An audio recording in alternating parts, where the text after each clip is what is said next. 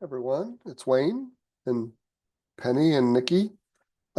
This is part two of that thing I started about luck and how you can increase your chances of luck. And if you think about it, it's kind of making better choices, right? But it's also about making better choices that increase your uh, inbound, increase your opportunities that arise, things like that. So, recall last time I started with types of luck. It was blind luck. It was luck from doing more things. It was luck from pattern matching to find repeated areas that succeed. So, that was one thing. And then the last one was luck from uniqueness.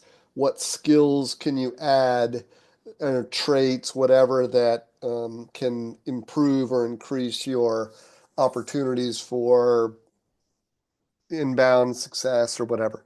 All right. So then we talked about ways to try to proactively increase those. And it was things about skills and knowledge, positive mental attitude, networks, staying open to new experiences, and then a couple of random things like bring your unique self and be bold.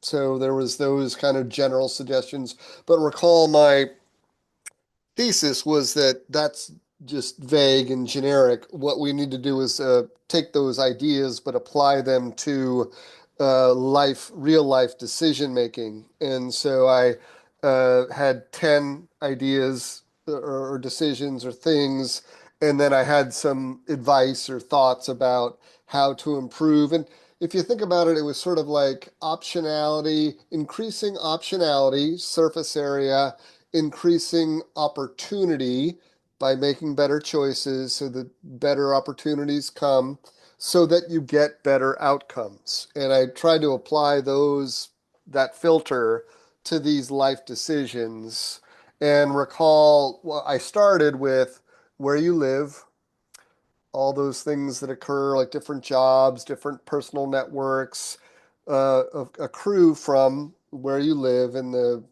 opportunities there. And then the next one was your education. And there was a lot to say there about high school prepares you for college, college prepares you for work. Oh, I also forgot one thing that I started with, which was your starting point.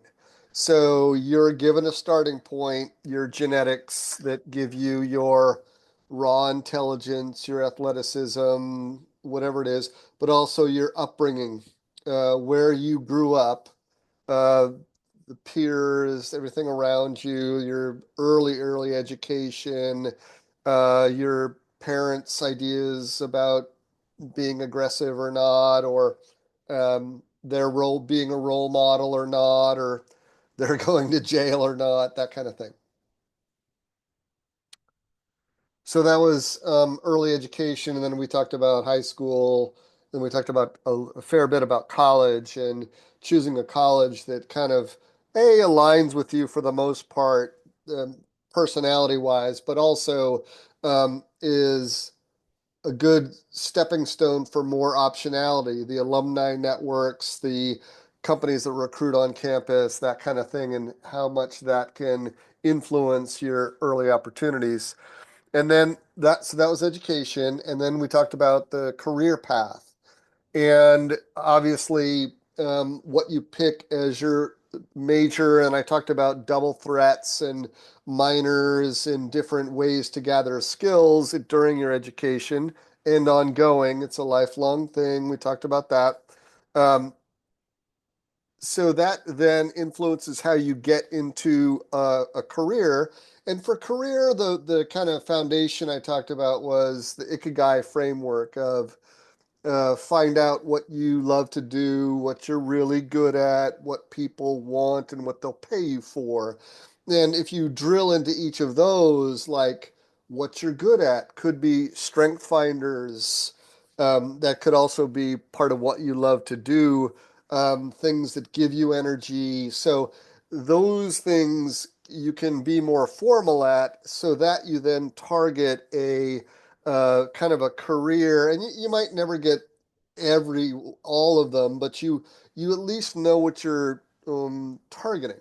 And so that was this Ikigai framework.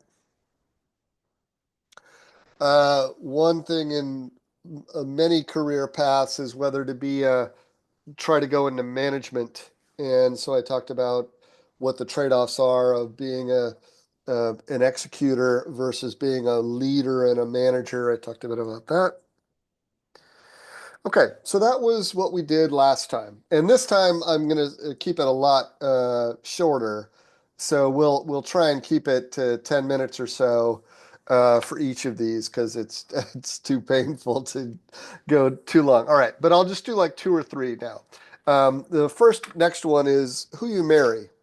Um, I did that blog post about this, and I got some feedback which was um, well, this is too simplistic. Basically, my thesis was before you get married, it's good to agree on a lot of stuff that has to do with who does what, how you're going to deal with religion or holidays or uh, how many kids you have or whether to have kids. And there are varying degrees of just well, you just sign up for a chore or you decide how many kids you're going to have. Those are hugely different things. And I think I overstated like how causal this would be in like have not proposing, but uh, how causal it could be in having a good marriage. I think it was more, I was trying to be more about these are things that come up. If you agree on them early, that's better. And some of them are very important. Most of them, you'll figure it out, it doesn't matter. But things like parenting and kids and religion, those do matter. And the earlier you can sort of set a ground for them, that's helpful. And so that's all. I think well, the way I phrased it was too this is going to help give you a great marriage. And I don't think that was true. It was just, this was trying to be like, here's some advice about how to make things easier.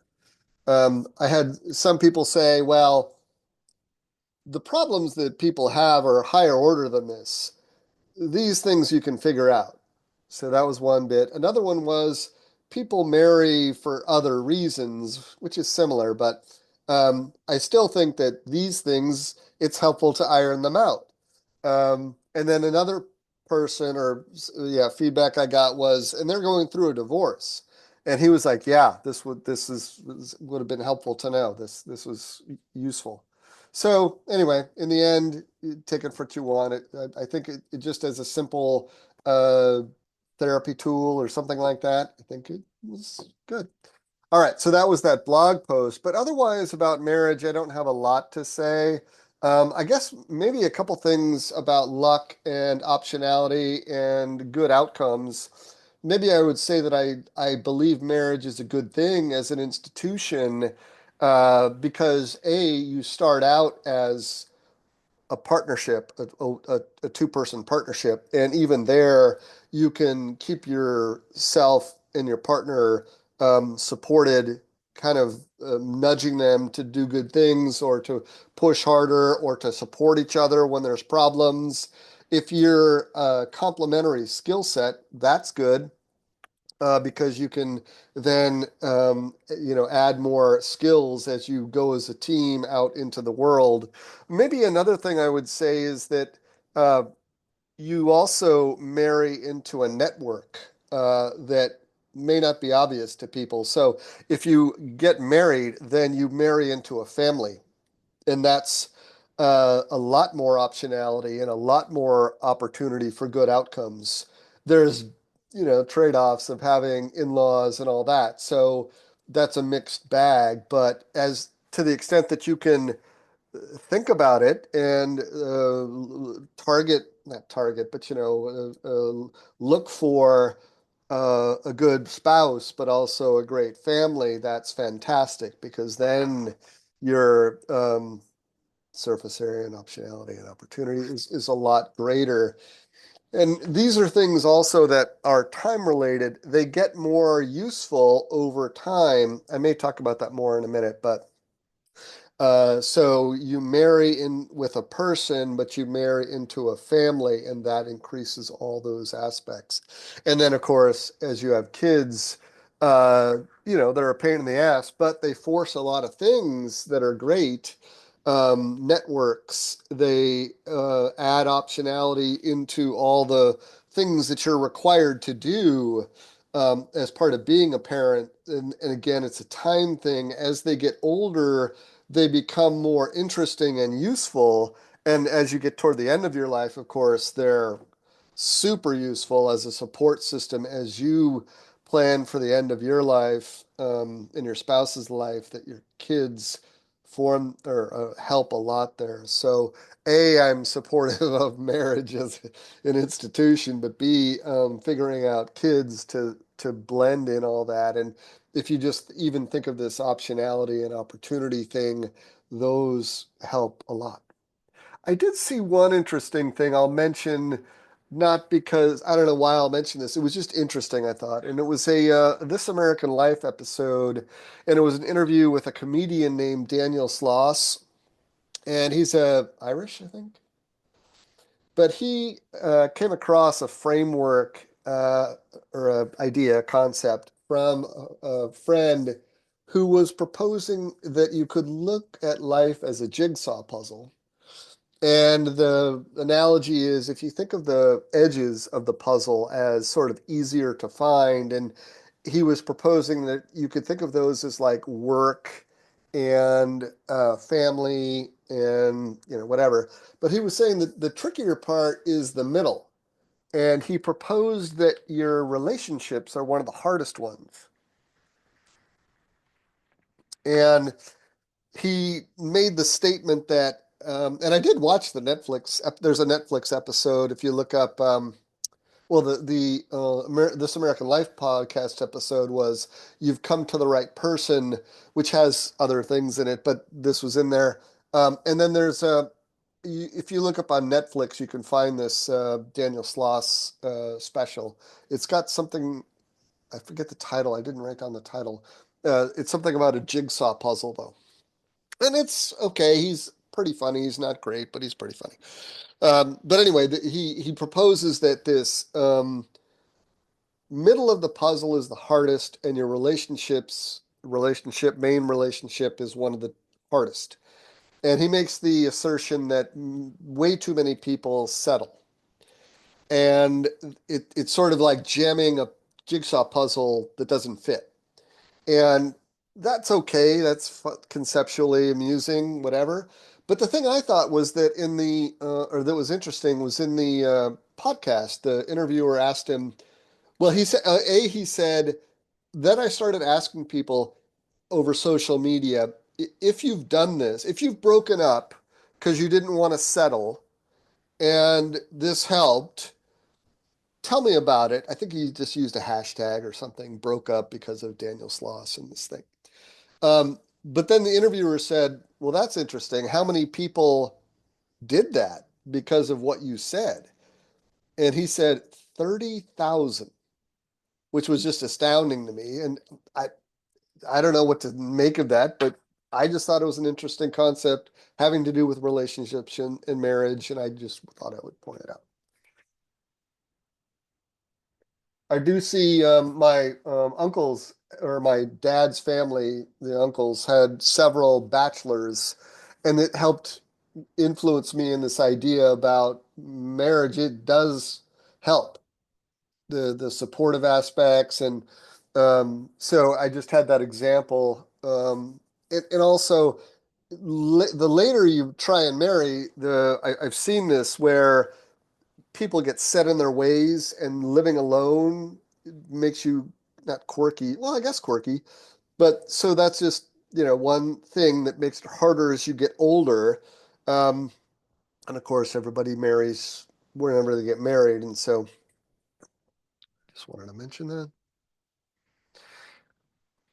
Yeah. And maybe a last thing is just that this one is a clear one where time matters.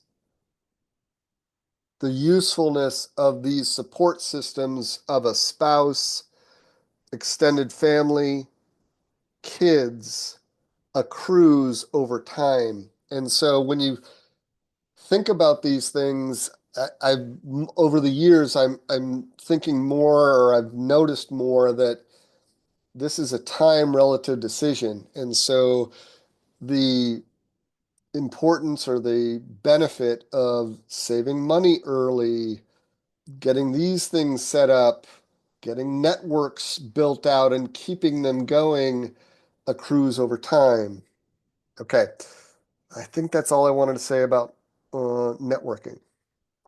Um, Next one is about your friends and social circles. So um, we always hear that having social networks is good. And I don't mean Facebook or whatever. I mean like close personal friendships that you can help each other do things with and that you can connect with for business and things like that. So these increase surface area, of course, and they also overlap with where you live. I talked a lot about that last time, that the people you're standing around the soccer field with become your pretty close social or personal network. I would say, or I would mention now in this one that I hadn't thought about this as much, but there are three networks, primary networks, one thing, and I'll talk about them. Second thing is that you are the average of the five people you hang out with in all of those. So that's one thing. The three categories of them are work networks, personal networks, and family networks.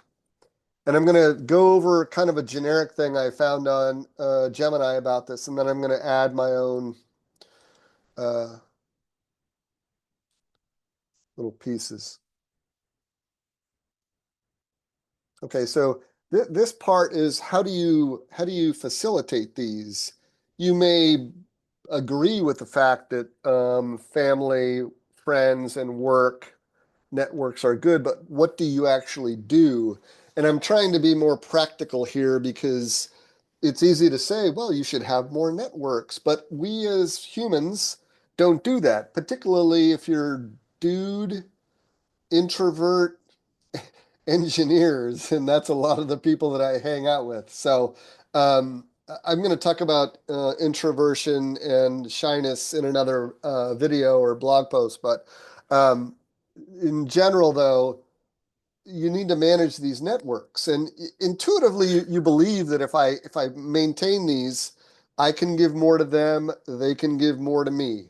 So I don't have a lot of evidence about what that means, beside that I think it's true, and you should do it anyway, morally, particularly for your family network. But I think it's probably right that the better you maintain these networks, the more optionality and opportunity for good outcomes can result. And you have to decide how to prioritize this. I don't have a way to quantify that, although I just have some suggestions. So in family networks, you you can try and schedule regular, and of course you have holidays, those things, but you can try and schedule more check-ins, more visits. You can pick where you live. You can have text threads. You can play Wordle together, whatever. You can try and be more thoughtful about birthdays and anniversaries and gifts. And you'll also try and be helpful with gifts for life events like nieces and nephews and relations like that. So those are all things that you can spread out and then later you may get back. So those are some family things. You plan visits, you share photos, Yeah. So that's family networks. I don't, and you can do deeper things, but I'll just leave it there. It's just those are family obligations and things that can help you, but you should also just do. All right, friend networks. Um, Here are some things that you can do to improve your friend networks that I talked about standing around the soccer field, but there's also things that you should do on your own anyway for your own fulfillment, which is sports leagues, and hobbies, book clubs. Um, there's this concept of saying yes to more. I like that just as a concept. You get invitations to things and you're like, oh, I don't really want to go to that, but you trying to say yes to more is better. I joined a local entrepreneurship group that I'm trying to volunteer more with. I'm volunteering on the UCSC campus with entrepreneurship things that I enjoy.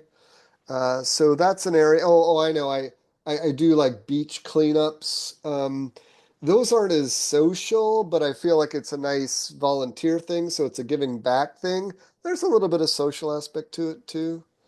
Um, Being proactive on these areas. This is hard if it's not in your nature, if you're shy. One thing is, me and my wife like to go to restaurants and eat at the bar instead of at a table. This just happened over the weekend. We were at the bar and we met a nice couple next to us and learned all about them. And they had a lot of commonalities. And so eating at the bar is a hack I have to increase friend networks. Um, Maintaining existing friendships. That's something that people don't do nearly enough of. I've been trying to do it more recently, and many people know I retired a few months ago in October of last year. So in more recent years, I've been trying to do that more. I started that men's club. I did a blog post about that. Uh, Figuring out ways to hang out together. I'm gonna go do a 60th birthday trip with my running buddies in Arizona in a few months. Also, I've become more of a fan of gifting.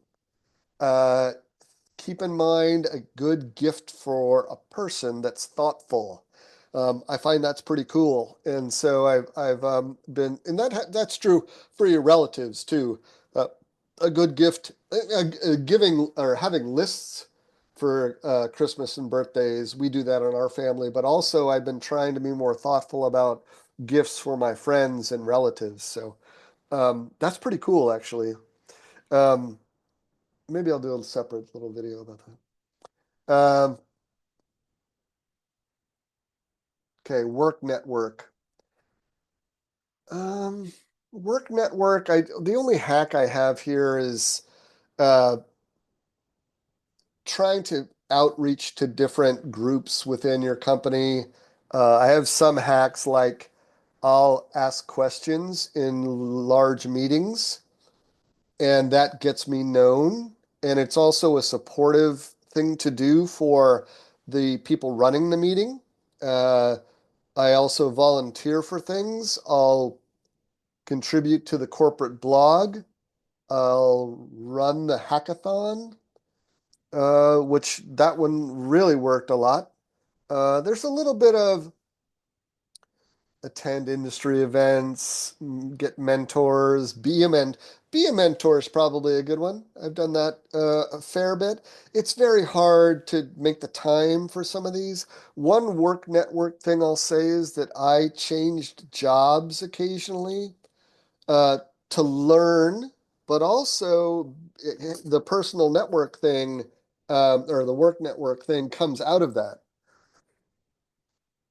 It gets you a little bit more, as you do these things, you can also post to LinkedIn, you can engage with colleagues on LinkedIn. And I think part of it is doing something that helps other people. I may do something else on that, how you can actually add value to someone else that starts to build a relationship. Because if you just say, "Hey, I'm Wayne, who are you? Let's have a beer." That's one thing, but if you can actually add value to somebody else who may be of more status or more visibility, that then gets you more access. And actually, I'm trying to do that now. I'm a volunteering with the Berkeley Skydeck Accelerator and the Santa Cruz CruiseWorks Accelerator. I'm trying to give my experience to little startups. And so that's me adding value, which may come back. I do some advisorships. I'm on the board of one of them. Okay, those are the generic things for family, friends, and work networks. Let's see if there's anything else. Where you work can get your colleagues to push you, teach you, and give you a better reputation. So that's a little bit of the network. Hobbies. Um, Hobbies is fine. Uh, the kids, okay, here's one thing about the personal networks. I try to be proactive with the kids' activities. So I was the soccer coach early on. I was the den leader. I was the pack leader. That helped me network with a lot of the parents around our kids. And you have to do some of that, but the more you do, you get more outreach, and often your kids' friends' parents are similar to you. So a lot of tech people, a lot of executives, very successful people in our world. Oh, here's a good hack for networking with your kids. So one is you do the soccer and all those things. Another thing that will help with time is doing activities with your kids that you can do over time. So you can do golf, hiking, board games, I guess. Me and my kids got into Rock Band, which is a video game around music, and got them into music and different things. So, uh, that's cool because they'll be your friends later on. That'll help with their support systems. Um, see, uh, Seeing them follow your example helps them become better parents later. So I just mentioned the family networking is those things you can do with your kids and your family.